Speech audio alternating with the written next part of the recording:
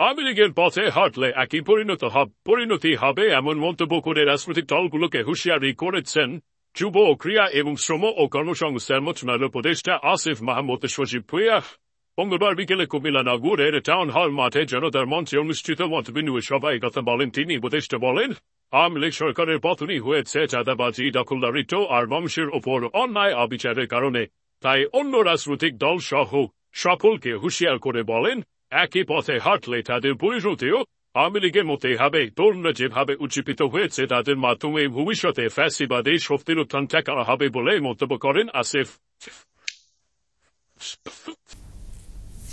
আমরা বাকি রাজনৈতিক দল সহ সকলকে একটি স্পষ্ট বক্তব্য দিতে চাই, আপনারাও যদি সেই একই পথে হাঁটেন আপনাদের পরিণতিও আওয়ামী লীগ ফ্যাসিস্ট সরকারের মতো একই রকম হবে। বাংলাদেশের জনগণ যেভাবে সচেতন হয়েছে, তরুণরা যেভাবে এগিয়ে এসেছে, এই তারুণ্যের এই শক্তিকে আবার চাঁদাবাজি, দখলদারিত্ব দিয়ে দমিয়ে রাখা যাবে না।